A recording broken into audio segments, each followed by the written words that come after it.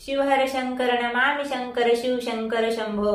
हे गिरिजापती भवानी शंकर शिव शंकर शंभो, शिव शंकर शंभो। रामकृष्ण हरी अवधूत चिंतन श्री गुरुदेव दत्त। आपल्या चॅनल मध्ये सर्वांचं स्वागत आहे। कशात आपण सर्वजण मजेत असाल, भगवंताच्या भजनात तल्लीन असाल अशी अपेक्षा करते आणि आजच्या व्हिडिओला सुरुवात करते। 18 ऑगस्टला श्रावण महिन्यातील शेवटचा सोमवार आहे, तर अतिशय महत्त्वाचा दिवस शिवभक्तांसाठी हा आहे। तर या दिवशी अनेक प्रकारच्या सेवा आपण करणार आहोत। महिना झालेला आहे, संपूर्ण महिनाभर आपण सेवा केलेल्याच आहेत, परंतु हा दिवस आपल्या जीवनातील अतिशय मोलाचा आणि महत्त्वाचा दिवस आहे। कारण या दिवशी भगवान भोलेनाथाची कृपा आपल्यावरती होत असते। महिनाभर जी आपण सेवा केलेली आहे, उपासना, आराधना, जप, अनुष्ठान, पारायण वगैरे जे काही आपण सेवा केलेल्या आहेत, श्रावण महिन्यातील हा शेवटचा सोमवार अतिशय महत्त्वाचा पुण्य पावन दिवस आहे। तर अतिशय महत्त्वाचा दिवस शिवभक्तांसाठी का आहे, तर संपूर्ण श्रावण महिनाभर आपण सर्वांनीच भगवान भोलेनाथांची सेवा, उपासना, आराधना केलेली आहे।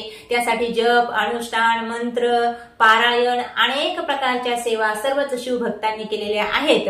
म्हणून शेवटचा सोमवार कशासाठी प्रसिद्ध असतो, तर महिनाभर जी आपण सेवा केलेली आहे त्या सेवेचं फळ भोलेनाथ महाराज या शेवटच्या सोमवारी आपल्या पदरामध्ये टाकत असतात, आपल्याला प्रदान करत असतात। म्हणून अतिशय सुंदर आणि परम पावन असा हा शेवटचा सोमवार 18 ऑगस्टला आहे। तर या दिवशी भगवान भोलेनाथांनी वर्षभर नाही तर पूर्ण जन्मभर आपल्यावरती कृपा ठेवावी, आपल्या पाठीमागे खंबीरपणाने उभं राहावं आणि त्यांचा कृपाशीर्वाद नेहमीच आपल्याला आपल्या कार्यामध्ये लाभावा असं जर वाटत असेल, किंवा तुमच्या जीवनामध्ये तुमची जी शक्ती आहे, मग ती आर्थिक शक्ती असेल, मानसिक शक्ती असेल, शारीरिक शक्ती असेल, ही शक्ती जर तुम्हाला कमी होऊ द्यायची नसेल, तर आजच्या व्हिडिओमध्ये एक स्तोत्र मी आपल्याला सांगणार आहे। त्या स्तोत्राचा अतिशय मूल्यवान हे स्तोत्र आहे।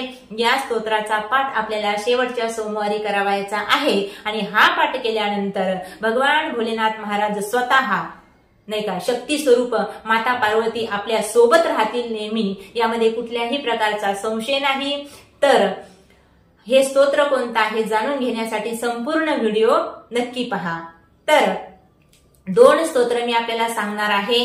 जे पहिलं स्तोत्र आहे ते आहे अतिशय पुण्य पावन हे स्तोत्र आहे बघा। तर हे पुष्पदंतांनी रचलेलं स्तोत्र आहे। त्यांची शक्ती कमी झाली। एक कथा अशी येते की चित्ररथ नावाच्या एका राजाच्या बागेतील फुलं पुष्पदंतांनी घेतलेले आहेत आणि ही बातमी जेव्हा त्या राजाला समजली तेव्हा त्या राजाने या गंधर्वाला शाप दिला। पुष्पदंत नावाचा हा गंधर्व आहे आणि याला शाप दिलेला आहे। मग त्या शापातून मुक्त होण्यासाठी या गंधर्वाने भगवान भोलेनाथाची आराधना केली, उपासना केली आणि स्तुती केली, नाही का। भगवान भोलेनाथाची स्तुती गायलेली आहे या स्तोत्रामध्ये। दुसरा एक महत्वाचा विषय असा की या पुष्पदंताची शक्ती क्षीण झालेली होती, तर ती शक्ती पुन्हा मिळवण्यासाठी भगवान भोलेनाथाला त्यांनी अगदी आळवलेलं आहे। त्यांची क्षीण झालेली शक्ती पुन्हा परत मिळवण्यासाठी पुष्पदंत महाराजांनी भगवान भोलेनाथाची स्तुती केली, म्हणजेच एक प्रकारचं गायन केलं। त्यांच्या मुखातून भगवान भोलेनाथांविषयी जे काही प्रेम होतं, जो काही आदर होता, तो मुखातून बाहेर पडला आणि ते एक स्तोत्र तयार झालं। इतकं पुण्य पावन, दिव्य, भव्य आणि शक्तिशाली हे स्तोत्र आहे। याचा पाठ आपल्याला 18 तारखेला म्हणजेच शेवटच्या सोमवारी जमेल त्यावेळी दिवसभरामध्ये कधीही जर 21 वेळा या स्तोत्राचा पाठ जर तुम्ही केला तर तुमच्यावर भगवान भोलेनाथ महाराज कृपा केल्याशिवाय राहणार नाहीत। आणि तुम्हाला जर वाटत असेल आपली कुठली तरी शक्ती कमी आहे, संसारात आलेल्या प्रत्येक जीवाला शक्तीची आवश्यकता असते आणि प्रत्येक माणूस परिपूर्ण नाही, कशात ना कशात तो अपूर्णच आहे, नाही का। प्रत्येक व्यक्तीचा जर विचार केला कुठल्या ना कुठल्या बाबतीत तो अपूर्ण आहे, तर परिपूर्ण असा फक्त भगवान परमात्माच आहे। म्हणून त्याला आपल्याला आळवायचं आहे। कुणाची बौद्धिक शक्ती कमी असेल, कुणाची श्रद्धेची शक्ती कमी असेल, कुणाकडे भक्तीची शक्ती कमी असेल, कुणाकडे मानसिक शक्ती कमी असेल, कुणाकडे आर्थिक शक्ती कमी असेल, कुणाकडे शारीरिक शक्ती कमी असेल, नाही का। प्रत्येक जण अपूर्ण आहे। म्हणून तुमच्याही बाबतीत असं घडत असेल तुमच्याही जवळ एखादी शक्ती कमी असेल, मग ती बौद्धिक असो, मानसिक असो, शारीरिक असो की आर्थिक असो, सगळ्याच बाबतीत आपल्याला परिपूर्ण व्हायचं आहे, तर भगवान भोलेनाथाच्या या स्तोत्राचा पाठ तुम्हाला सोमवारच्या दिवशी जमेल तितका करायचा आहे आणि 43 श्लोकाचा हे जे स्तोत्र आहे 43 श्लोकाचं आहे, त्यामध्ये 31 श्लोकापर्यंत भगवान भोलेनाथांचं वर्णन पुष्पदंत महाराजांनी केलेलं आहे आणि नंतर जी आहे ती फलश्रुती आहे। तर 21 वेळा 31 वेळेस हे स्तोत्र आपल्याला म्हणायचं आहे। तर या स्तोत्राचं नाव आहे शिवमहिम स्तोत्र।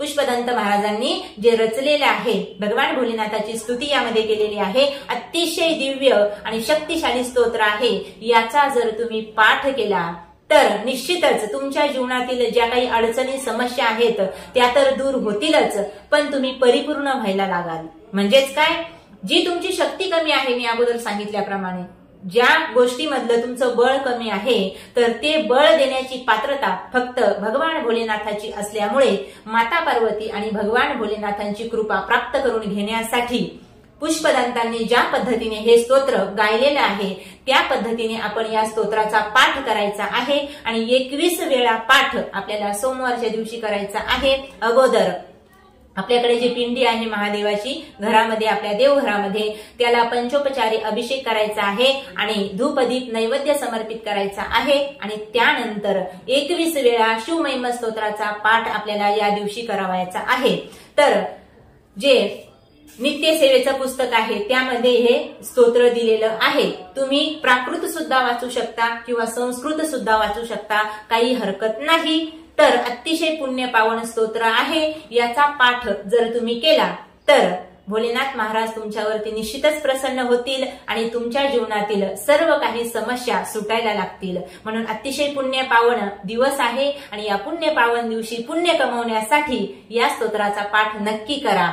दुसरं एक स्तोत्र आहे शिवकवच स्तोत्र। अतिशय सुंदर आणि अगदी थोड्याशाच ओव्यांचं हे स्तोत्र आहे, प्राकृत मध्ये आहे, याच नित्यसेवेच्या पुस्तकामध्ये आहे, ते मी तुम्हाला म्हणून दाखवते। ते सुद्धा अतिशय पुण्य पावन स्तोत्र आहे। जर तुमच्याकडे वेळ कमी असेल तर या शिवकवचाचा पाठ जरी केला तर तरी सुद्धा या शिवमहिम स्तोत्राचा पाठ केल्याचं फळ आपल्याला लाभणार आहे। जर जास्त वेळ नसेल तर अगदी थोड्या वेळामध्ये 21 वेळा याचा सुद्धा तुम्ही पाठ करा। तर ते स्तोत्र अशा प्रकारचं आहे। शिवकवच प्राकृत श्री गणेशाय नमः। वज्रदाढा कंठकाळा त्या शत्रुविनाशकाशी नमन। अतिउग्र सहस्रकर त्या उमापती शंभूष वंदन। पुराण गुह्य तु पाप विनाशी पवित्र शुभंकर। जयकारी संकटहारी वर्णितो शिवकवच हितकर। ऋषभ म्हणाला, नमस्कार महादेवा तुझ्या शिवव्यापी रूपास सदा। शिवगुपित हे सांगतो रक्षी मानवा वरद सदा। पवित्र भूमीवरी बैसिजे मांडो निस्थिर आसन। इंद्रिय निग्रह प्राणायाम साधुनी करी शिवध्यान। हृदय निवासी स्वतेजोकाशी व्याप्त शिवशंकरा। अतींद्रिय सूक्ष्मानंत ध्यावे परमानंद गिरीवरा। अवधूत चिंतन श्री गुरुदेव दत्त। हर हर महादेव।